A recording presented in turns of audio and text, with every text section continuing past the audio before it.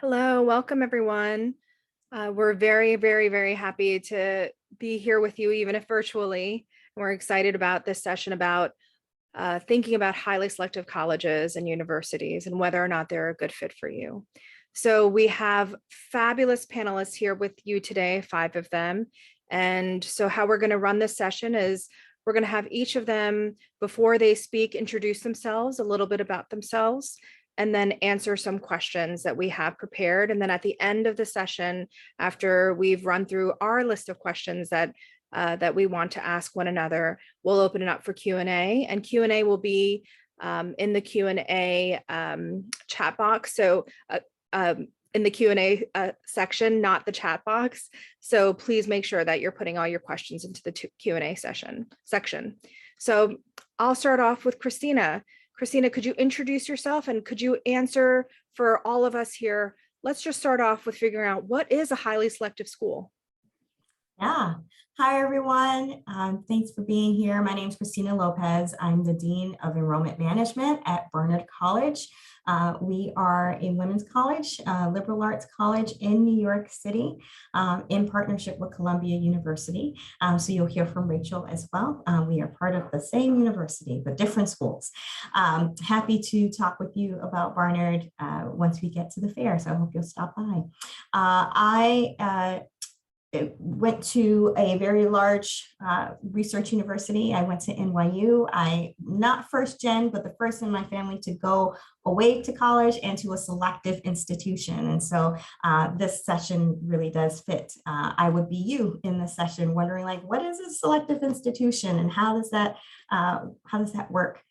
So first, let me define what it is. So schools have different selectivity, meaning how many students they are able to admit, and depending on the size of their applicant pool.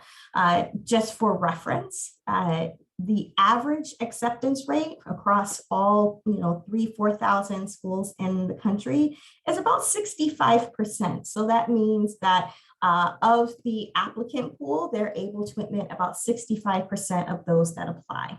A highly selective institution is a school that admits 30% or less of its applicant pool, meaning that it's selective and competitive to gain admission into these institutions.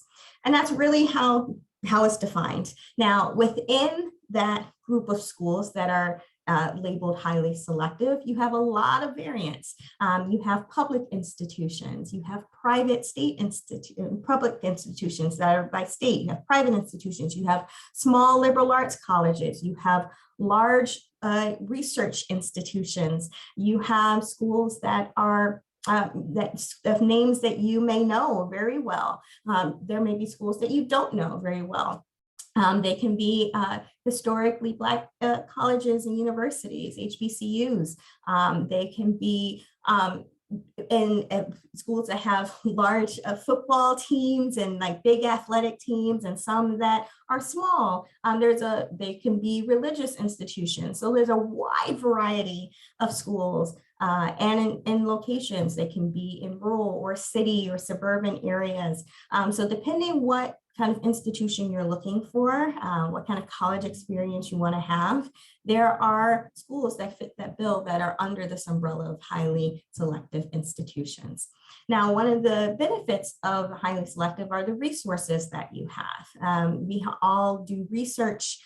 Some of the best faculty in the country, some of the best resources and support services for students as well, opportunities for study abroad and other experiences. And so you're able to have a very rich resourced experience at many of our institutions. And although our institutions might look expensive, we also have some incredible financial aid and support for students. Many of our schools may offer no loans for students who make a certain income. Some have reduced loans, some have merit scholarships, depending on grades. Many of them just meet full need, whatever your need is. And so one of my tips is always don't be afraid of that sticker price, because 9 times out of 10, that's not what you're paying at any institution. And many of the highly selective institutions have lots of rich financial resources to help students gain admission into our colleges. So that kind of gives you a broad overview of what a highly selective institution is.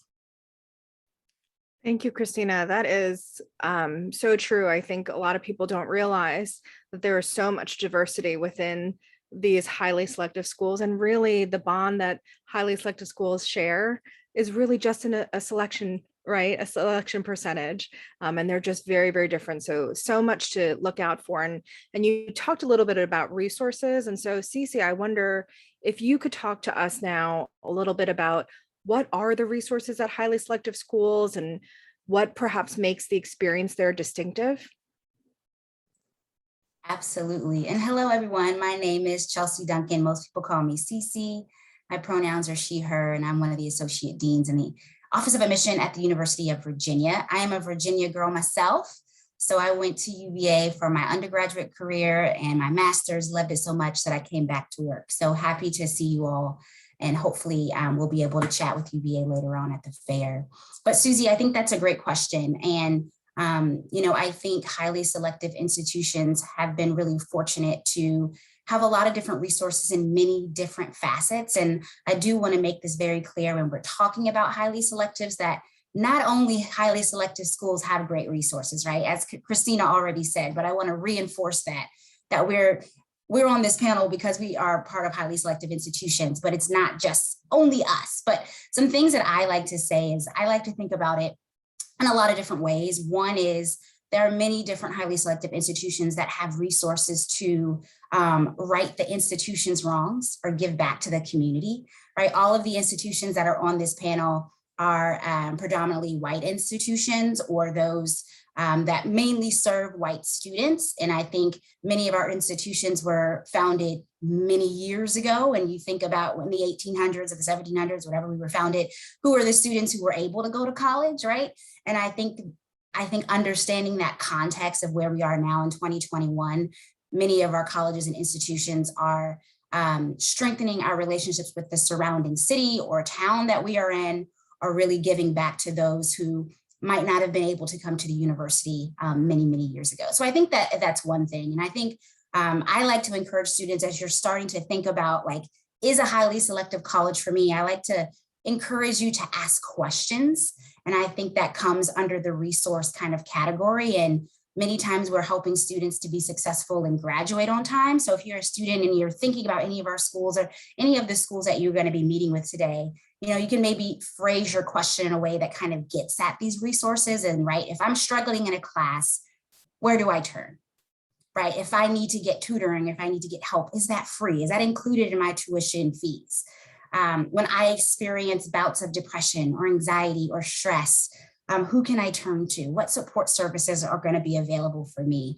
And in those kind of counseling sessions or psychological sessions or offices, will there be people who identify as I do or look like me or practice the same culture or speak the same language as me, right? So just encouraging you to think about some things that gets to all of the resources that I think we all have at our institutions, but you might not know the questions to ask to kind of get at that information. So right, righting our wrongs, giving back to the community, helping students be successful and graduate on time, and then supporting minoritized students or students who, when they think of a highly selective college, when they think of many of the schools that might be on this panel or others, they may feel as if they don't fit in because of their identity or because of their religion or because of their belief or because of whatever the case may be, their sexuality, their gender, or may feel unseen. And so, I would encourage you to start to ask about when microaggressions or macroaggressions occur, because they may, and they will, because this is the United States, and that's just the world that we live in. What support do students have? How do first-gen and low-income students find community? When you transition into college, where can I go to receive help? How do I know where my classes are going to be, right? And so I think many of the highly selective colleges have started to think through those things and have administrators and staff and offices to help students and help answer many of those questions. But as you're going through this college process and you're starting to think about, are these schools a good fit for me? Because I know that's the topic of the panel, just encouraging you to ask some of those questions. And I think highly selective institutions and many institutions are encouraging students to explore who they are academically, personally, spiritually, physically, in many different ways. And so we offer a lot of different resources such as leadership programs, study away opportunities, so many different offices and support services on grounds to help students on a kind of 360 level, as we like to say it, right? Where we don't want to just get you in and get you out, but we want to make sure that you're going to be seen and heard and content and happy in so many different ways. And when things do arise, you're going to know who to go to. So those are kind of the things that I would encourage you to start thinking about and asking those questions, because I think that's important to your everyday, and I think we're going to get to that a little bit later, but your day-to-day life at many of the highly selective colleges. Yes, thank you, Cece. That is right in terms of the kind of majors that an institution might have, or perhaps other programs. Those are kind of basic things, right? I mean, those are essential things that students are looking at. But when you think about highly selective schools, they also have all these other resources that you should check out, right? That might help them figure out if this is the place for them. How do you even, that brings up the question, how do you even select one? How do you even find out, how do you do this? So I'm curious, Rachel, if we could turn to you and if you could talk to us about how does this even how do you do the research? We talked about resources, we talked about what schools there are, but then, so how do I find this out and whether or not it's a good fit for me? Excellent. Thank you so much. Hi, everyone. So happy to be with you this morning and with all my wonderful colleagues. My name is Rachel Taylor, and I'm an Associate Director of Admissions at Columbia University in New York. And I represent Columbia College and Columbia Engineering. As Christina mentioned, those are two of the many schools at Columbia. So I'd be happy to talk with you more about that later. I'm going to build a lot off of what Christina and Cece have already said related to how to determine if a school is a good fit for you. And so the first thing I want to re-emphasize is that highly selective schools have very little in common other than the fact that they have more applicants than they have spaces available on their campuses. They're located in all different parts of the country. They have all different types of students, all different types of areas of academics, and all different communities. And so the first thing you need to do when deciding where to attend college is figure out what's important to you.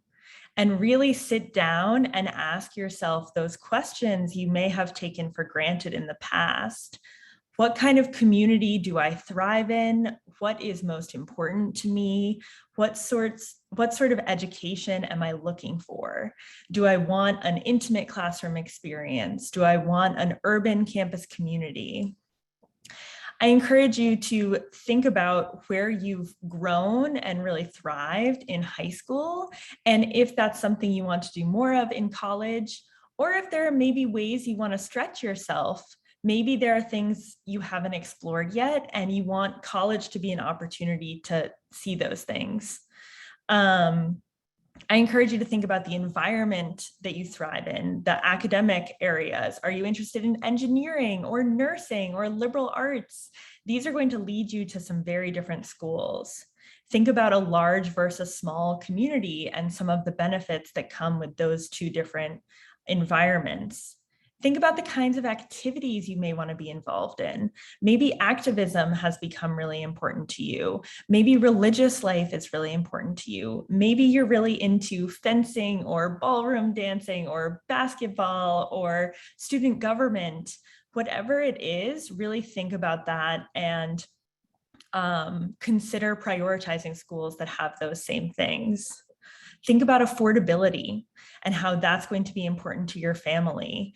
As Christina mentioned, most highly selective schools do have resources for this, but if that's a big part of the conversation, then prioritize that when having these real conversations with yourself about schools that are going to be a good fit. Now, once you've asked these questions and you've set out a few parameters for the type of school you're looking for, how can you learn which schools have these things? First of all, I encourage you to work with any college counselors you have, any adults in your life who have been to college that you can trust. Maybe talk to your teachers. If they're part of your community, maybe you're involved in a community-based organization. Maybe you want to check out some online resources. If you're a low-income student, check out QuestBridge, check out College Greenlight. these are some resources available to you to learn more about the types of colleges that are out there. If you're finding schools that you like, join their mailing list. You're going to get all of the email and print communication you could imagine about these schools. I also encourage you to check out their online events. I think that student panels in particular are the best way to learn more about schools. Now, tons of colleges have online student panels running at least monthly, if not weekly, and it's a great way to hear more from the actual student perspective. Check out the net price calculator, as I mentioned. Every school in the country is federally required to have a net price calculator on their website, and that can help you determine which schools are going to be a financial possibility for you and your family. I also want to encourage you to check out social media, and not just the social media that's operated by the admissions office. Social media has expanded a ton, particularly in the last year. There are some colleges that have amazing TikTok accounts. A lot of us have a really strong YouTube presence, Instagram, but go beyond just the Office of Admissions itself. A lot of schools are going to have social media presences for the school newspaper, for the Black student organization, for the chaplain's office, for the dining hall.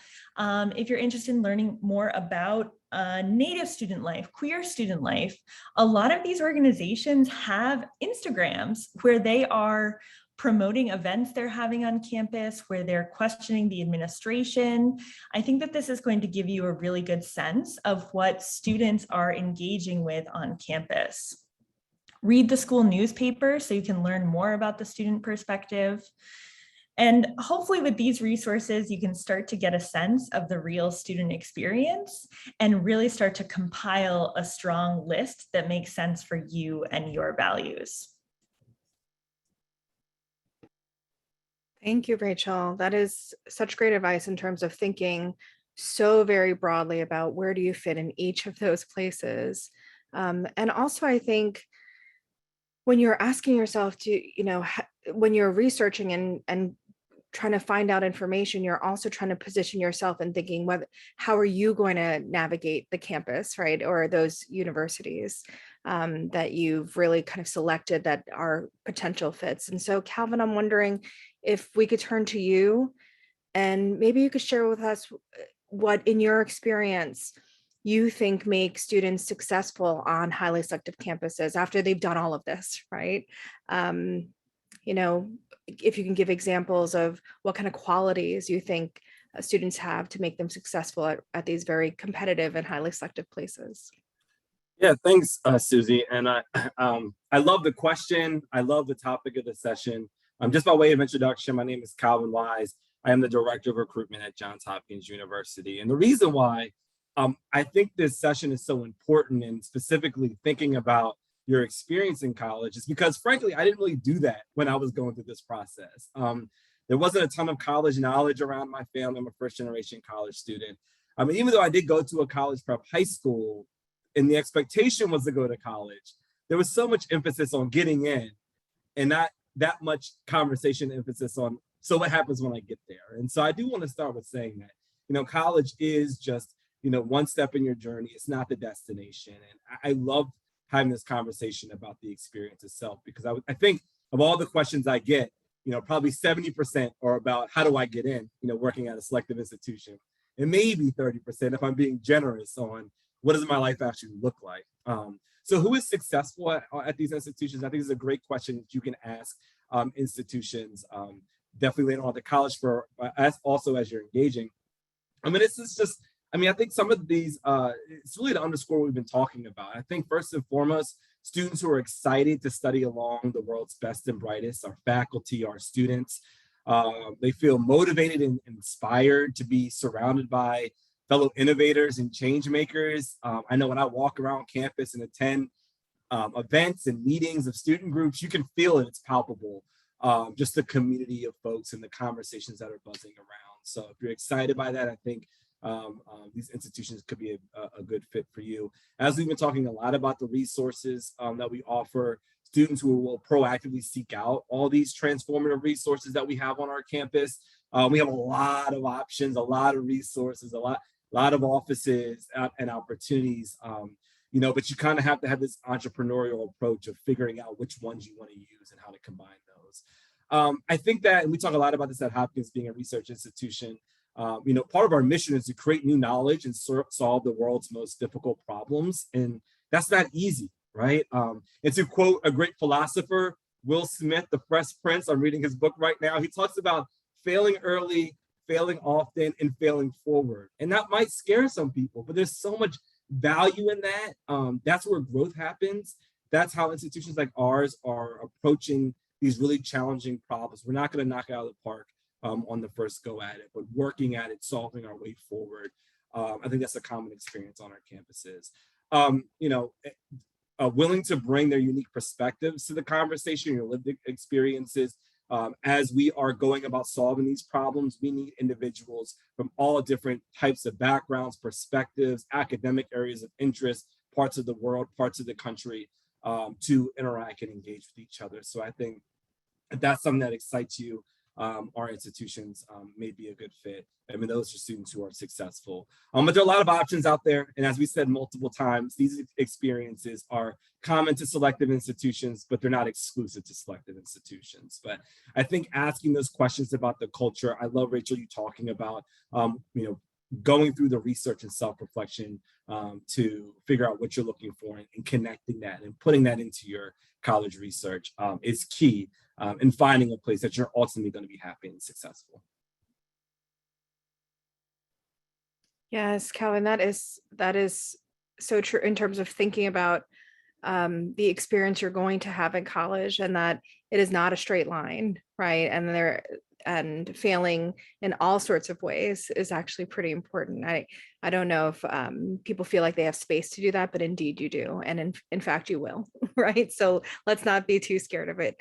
But and so I'm curious, Donnell, you're last, but we're saving you so that I'm curious if you could share perhaps like a case study of sorts, kind of your own experiences, your own observations. You've been in this profession for a while, to share with folks and students and families when they're really thinking about, okay, we heard about all of these kind of philosophical, kind of big picture, 30,000 feet, also a little bit of some details, but then let's bring it all the way down to personal experience. And I'm wondering if you could share with us things that you think, based on your observations, your experiences, things that you've learned over the years, what students and families should also be considering about when they're thinking about attending, graduating from not only getting admitted to these places. Yeah, thank you so much. So I am literally a case study myself, and I'll first introduce myself. My name is Donnell Durham, and I'm the Associate Director of Diversity Outreach here at Vassar College. Vassar is located in Poughkeepsie, New York, which is literally about an hour to an hour and a half right outside of New York City. But to kind of piggyback on what all of my other colleagues have kind of talked about, I'll first tell my story. I am from Texas. I went to a very large public high school. I also was the first in my family to attend college. My parents had not attended college. And kind of as Calvin was just talking about in terms of not being afraid to fail, I had no idea what I was doing. I was the type that literally researched on collegeboard.com, looked to see where my test scores fell, and applied to those schools. That was my experience, right? So I really had no clue what I was doing. And so then I went to a school, and within the first 2 weeks of being in college, I was like, this is not it. I figured out pretty quick that like, this is not it. I had a number of issues that I did not ask, a number of questions that I did not ask, that then were impacting me, that I then was trying to figure out, okay, but I'm here, I'm stuck. Like, what do I do, right? In this situation. So it was really at that point that I began to ask a lot of questions. And I'll say that for all of you that are here today, asking any and every single question that comes up in your mind to people like myself or people at the fair is extremely important, because you don't know what you don't know, right? And then many of us are very accustomed to interacting with students who don't even know the questions that they want to ask. but you know that you're interested in the school and you're just like, wait, what should I be concerned about? And then if you say something like, I don't even know what to ask, but I know that I'm interested, we can then kind of pick up from there and then kind of give you some information that you may want to consider. But as you are thinking about these things, I'll give you a little bit of a couple of things that was my experience. At the first school that I attended before I transferred, they were giving me the most money. And so I just said, okay, I'm going there, right? I didn't ask any questions about, wait, all this other money that I'm supposed to pay, how am I supposed to do that? I figured that out when I was there, right? So kind of figuring out all those details in terms of financial aid. And then also kind of making a distinction on the schools that will listen to you and not just tell you what their policies are, right? One thing that I found from my personal experience is that institutions that are highly selective typically have financial aid offices where they are open to understanding your unique circumstances. It doesn't mean that they're going to bend for everything that you have going on, but they at least are open to the conversation. And so that's something that I have found from my personal experience. The other thing that I would encourage everyone to kind of consider when you're thinking about selective institutions, I believe one of my colleagues mentioned kind of some of the demographic differences, right?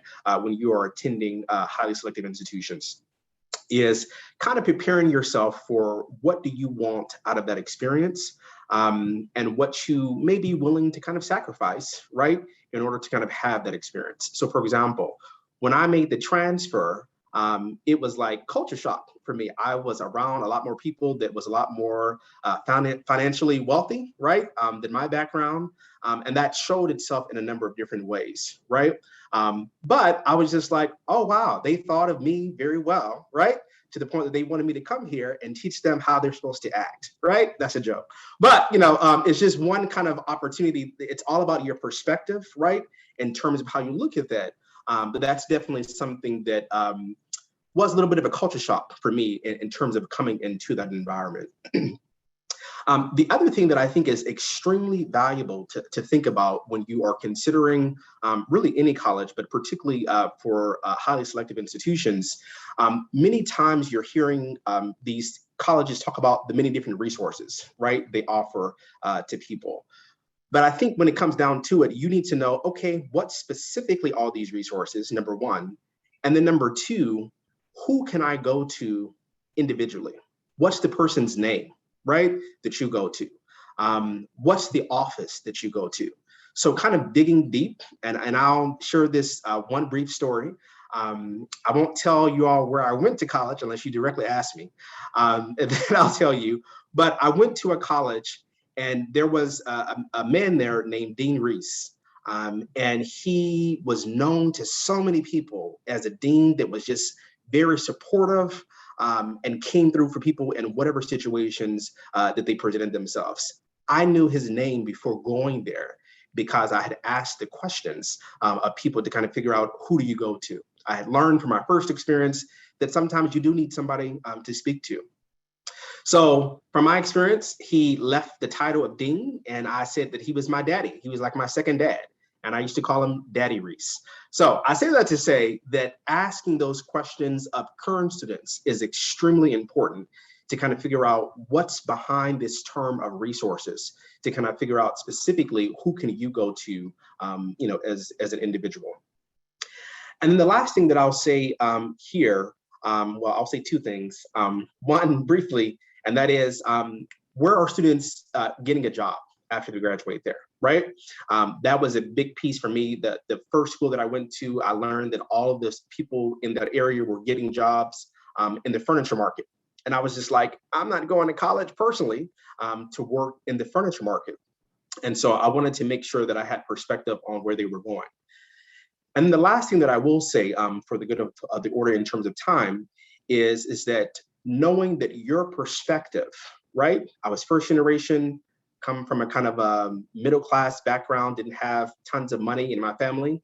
Knowing that your perspective is valuable, and kind of embracing that, despite what the majority is in the environment that you're in. And so I think holding on to that and knowing that you are valuable and that you are there for a reason and then you add a rich perspective to the classroom, but also to the community at large, is something that I learned via experience and had to get to that stage as opposed to kind of going there initially. So that's a little bit about my experience and kind of what I learned from kind of going from one college that wasn't really considered a highly selective institution to then going to a school that was a highly selective institution.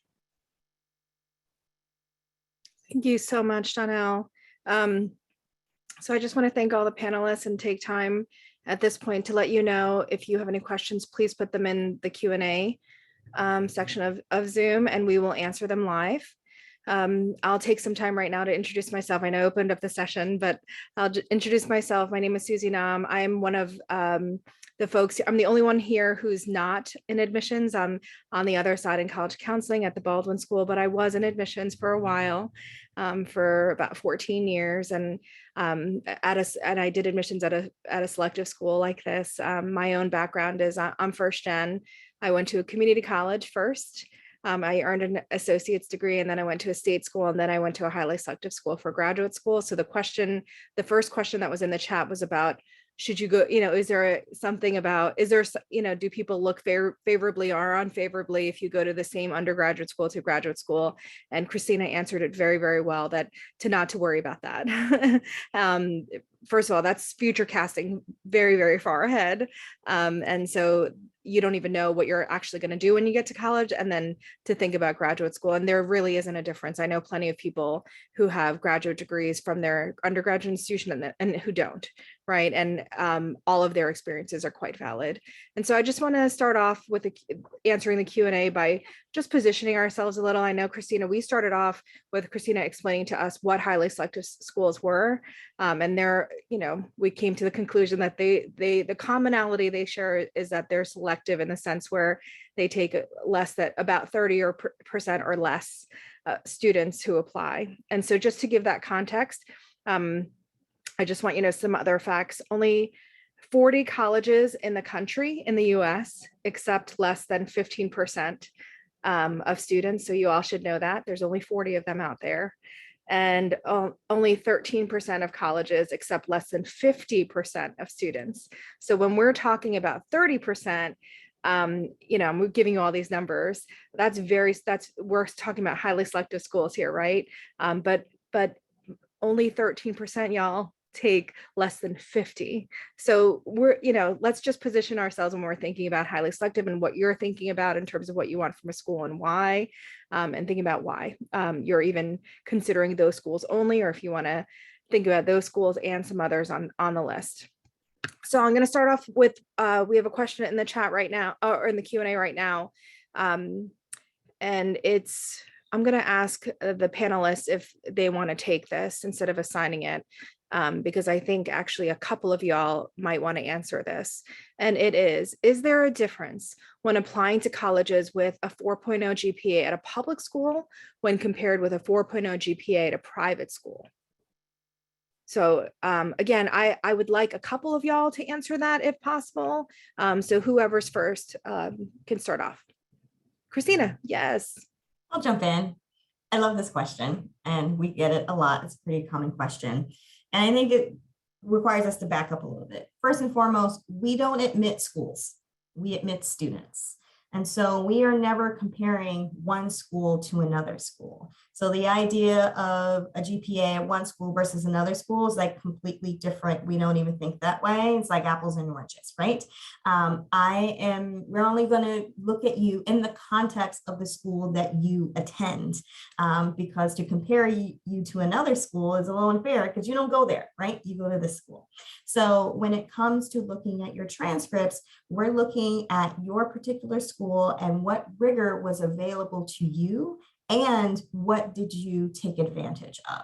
And so when we're looking at your GPA, it really is more about what courses did you take and the rigor and the grade trends. And do you have upward trend or downward trend? All of those sorts of things kind of factor in a little bit more so than just that GPA number. And so, whether or not, your school has 4 APs or 25 APs, but you can only take 3, or it doesn't have AP at all, every school is different. And so we're going to look at you in the context of where you attend and evaluate you within that context.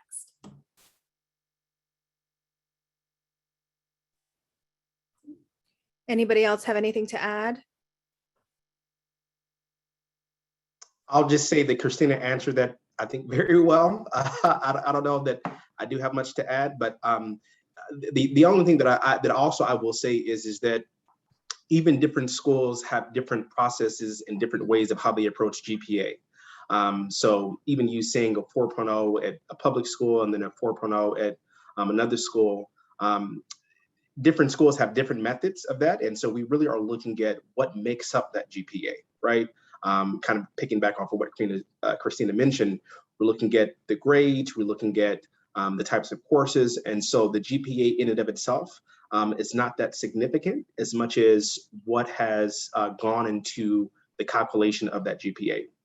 And then, as I mentioned, different schools add weight for certain types of courses sometimes. And so that can really kind of mess up a number of things. And so from a highly selective institution, we're looking at all the details. And that's kind of going into our thought process in evaluating you. Thank you, Donnell.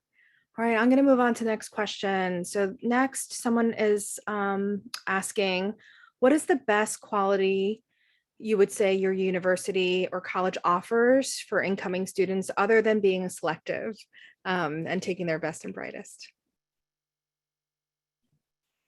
I think that's a good question. And I'm sure we would all be willing to dive into that during the college fair because we have very unique qualities. We have a lot of things that are similar across schools, but we have a lot of unique qualities. And I think that, and one of the things that's been apparent to me as we've been navigating the pandemic and I've had restrictions on students visiting campuses and trying to help students get the vibe of campus. I've heard a lot about, or how do I understand the place if I can't visit? I've landed with, colleges ultimately are communities of people, right? If I think back to my college experience, what I remember most were the individuals that I met and interacted with. And Donna just mentioned that with the dean that he became very close with, right? So I would say my advice, in addition to learning about us, is also to talk to the people, students, faculty, and staff.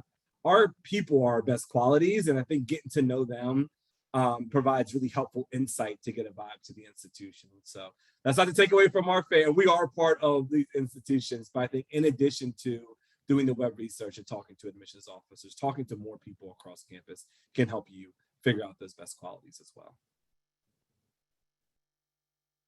Anybody else? Okay. The next question is kind of piggyback, I think, off of this one a little bit. But the next person asked a two-part question. Where can students find the uniqueness? Like, where do they find out what's unique about each college and what separates them from other schools at the preliminary stage? So how do people find out about that in the beginning, right? Is there kind of a quick and fast way to do that on your websites, or would you want to point them to a different resource?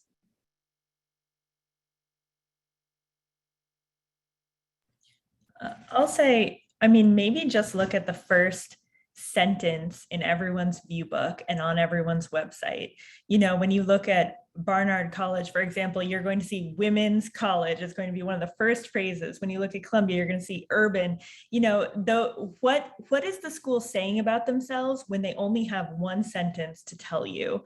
That's a really quick and dirty way to figure out what that school most values and what makes them most unique. Is my first tip. Others may have things to add. Yeah, I agree, Rachel. And I think, Rachel, you talked about this a little bit earlier, is getting in contact with the admissions officers or the students at that particular school, looking at their social media. I think all the things that you mentioned earlier can really give students the inside scoop, right, of what's really going down on the campus and what the culture is like and what the community is like. I think also, please use your resources within your school counselor, your college counselor. Many times they have been in the game for a while. They visited the schools, they know us, and they'll say, you know what, this is really good for that, or I know that you would be great for this institution for these reasons. So I think using the resources possibly within your school or within the CBOs or the college access organizations that you work with. And then also, you know, you might look at those panels, look at the social media, look at what we have going on, because it may give you a little bit of a more of an inside scoop or a deeper look. Yeah, so I mean, there are guides out there. So just one thing as a counselor that I'll tell you is that the FISC guide is actually wonderful. They'll give you nice little summaries about each college. But I will tell you something about college research. It takes time.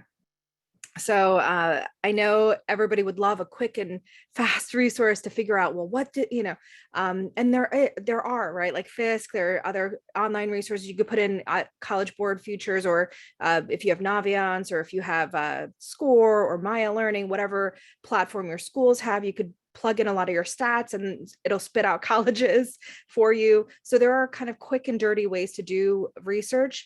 But I will tell you, to do really good research on colleges, this is a big investment. This is 4 years of your life. It's going to take some time. So at first you'll get a sense of what colleges are fitting you a little bit, but then you're going to go even deeper and it's going to take a while. But those first few that you get back in a search, or those first few FISC summaries that you read, will tell you which other schools to look at if you like that kind of school. So it'll build upon your knowledge. It's a knowledge base that you'll build on. So next, quickly, does it hurt to take standardized testing 4 to 5 times, especially if the college doesn't super score? I'll jump in for that one. So first of all, who wants to take testing 4 or 5 times? Good grief. That's a lot of time. That's a lot of testing. No. So I always say, aim to take it the first time, study for it. You know, like there are so many different avenues to study, whether that is using Khan Academy, whether there are books, there are lots of online courses that you can take that are either free or low cost at this point, to help you prepare for the exam. And then take the exam and then see how you do. And then from that score, you can decide, okay, I need to boost my math score. I need to do better on the EBRW section, and kind of focus a little bit on that. And then feel free to take it again if you like. But after 2 or 3 times, your score doesn't really improve. Statistically, College Board shows that after that second or third time, you're not going to make much gains. So the strategy really is to study as much as you can up front, to hit it hard the first time, and then maybe to take it again to improve. You don't have a whole lot of time as well. It costs sometimes to take this exam. So, there are a few waivers, et cetera, that you can get, but you don't want to be spending your whole summer taking this exam over and over again. So just plan to prepare for it and then take it. Many schools do super score, will take your highest in each section of the SAT, or will super score your ACT score. So that's a pretty standard practice. And if you want to know what the practice is at each institution, usually they're listed on their website, or feel free to ask your college representative how they do that. But we certainly are going to, take the score that puts you in the best light. So that's usually the highest in each section. And then on top of that, right now, many schools are test optional, understanding that it's a little bit difficult to get testing right now due to the pandemic. And we do care about the health and safety of all of our students. And so you can take the exam, and then at that point, you can decide whether or not this is a score that best represents you and that you want to submit or not. And every school right now has their different philosophies on how they're approaching testing and test optional. Feel free to ask your college representative how it factors in each process. Okay. Well, this is the last question, and it's a big one, but I know our folks can answer this well.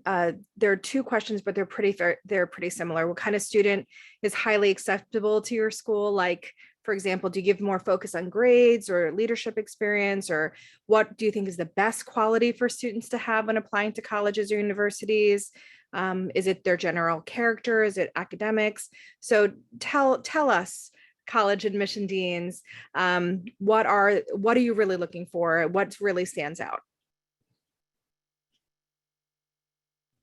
I will say, just quickly, there's no one thing I would say that makes a student stand out outside of their story and their perspective and who they are as a person. And we're looking for all those things. We're looking for students who have strong academic character, who have made an impact and have taken initiative in their community. And then there's a lot of things outside of your control as well as we think about our incoming classes and how we're crafting that. And I just want to say, just to kind of wrap it up, I think it's important to acknowledge that being admitted to a selective institution does not define your self-worth as well. And if you do not receive good news, that doesn't mean you're not going to be successful in your life. You can be ultimately very successful at a lot of other institutions. And I've stayed in contact with some students who weren't admitted to Hopkins, and they're doing amazing things. And so I want that to stick with you as well as you're navigating this process. I know it can sting when you get that negative information, but you'll have some options, you'll have some choices. It's all about how you leverage those resources and opportunities along the way. Yeah. I think colleges are building dynamic, fantastic classes, right? Especially highly selective ones, because they have a lot to choose from.